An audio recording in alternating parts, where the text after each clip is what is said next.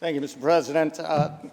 This amendment is germane, Mr. President, I believe, because like the call center bill, it also protects workers and seeks to provide much-needed relief to workers in Tier 5 and Tier 6. So my background before I got here, I am a small business owner, and as part of that business, I owned an advertising agency that published and made different specialty publications and websites. And the core of the business was one particular, and that was the Long Island Job Finder employment newspaper and website. It was exactly as it was. It was an employment newspaper and website where companies would place their help wanted ads, people would pick it up, they would apply, they would get work. So in my business of, well, almost 25 years of doing so, I would work with human resources directors and recruitment managers and different companies and schools and the Department of Labor. We would put on job fairs where 40, 50 companies would be there recruiting, and hundreds of job seekers would come, and we talked to some of the job seekers. My point there is that for more than 20 years, I was in the employment business, and it was kind of an understanding that when you're looking for a job, if you're looking for a good salary and you're not really worried about benefits, retirement, all of that much, that you'd go to the private sector. But if you were thinking down the road and the benefits, the health insurance, the retirement, all of that was really important to you, then you understood that maybe you forego the really great salary to get those benefits. And that was the understanding. That's the way it was for years and years. That was until 2012. 2012 is when Tier 6 took place. Now, in 2012, I was down the hall. I was in the assembly. And when that vote came up, I was a no vote. And I was a no vote for two words. The reason I gave were two words: recruitment, retention.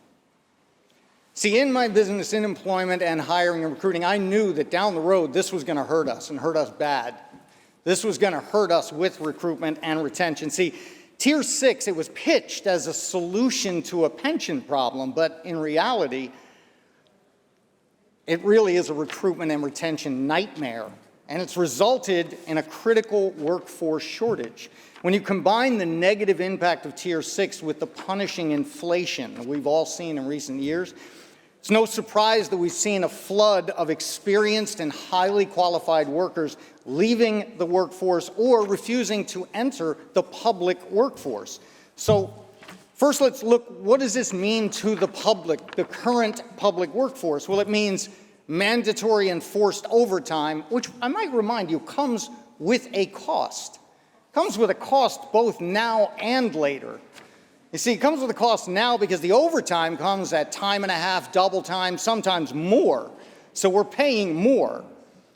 Later, because most of those still left to work the overtime that we're forcing upon them are the more experienced Tier 3, Tier 4 workers whose pensions now, here's the irony of all ironies, ironically, their pensions will be increased by the mandatory overtime we're forcing on them because of Tier 6. But the impact to the current workforce and to the public goes beyond the money. It's also about health, it's about safety, it's about quality of life. And I say that because let's take a look at some of these positions like DCPs, direct care professionals. Now, we all know every year they are up here asking for help. Please supplement our salaries. They are certainly not doing this work for the money. I mean, they are doing God's work, let me tell you. They do work that most can't imagine. They're helping seniors, they're helping the disabled, the severely disabled. They're doing things like clothing them and feeding them and bathing them, changing diapers. They're doing things we couldn't even imagine. But you know what they're also doing? They're burning out right now because their caseload is through the roof. Why? Because of the workforce shortage. Why? Because of the recruitment problem that we are having because of Tier 6. How about child protective services? We hear all these, again, first off, they're not getting in this to get rich. They're getting in this to make a difference and help. And you hear all these terrible stories, these tragedies of what happens with neglect and abuse in these families. And you ask yourself, why didn't they catch this? Why didn't somebody go there? Why didn't they see this was happening? Well, when you have a caseload that's supposed to be about this high, and that caseload ends up this high, you can't be expected to see everyone. They're overworked, they're overburdened, they are burning out, their caseloads are out of control. How about corrections officers? I spoke to the Corrections Officers Union president, and he was saying, man, we are forcing the overtime down their throats. We have corrections officers burning out so bad right now. They've earned vacation time, and they need it, they want it, and we're having to tell them, I'm sorry, you can't take that right now. We're just understaffed. You have to work a double. You have to work more.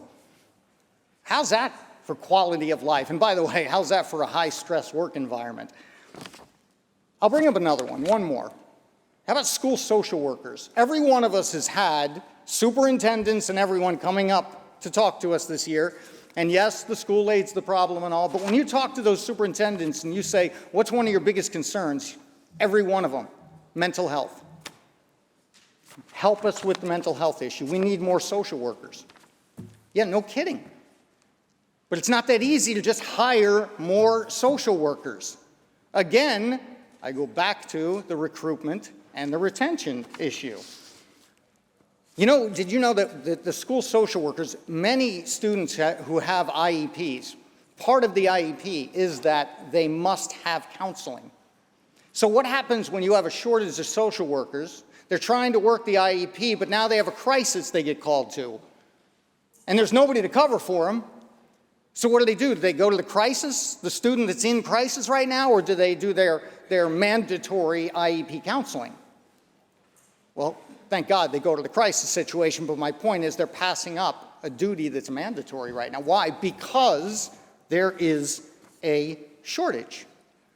And that's the problem. Are we catching the drift here that retention and recruitment, those are the problems? When these workers reach their breaking points and they end up retiring, when the tier 3s and 4s start leaving, as they're doing very quickly right now, they're burning out and they're leaving.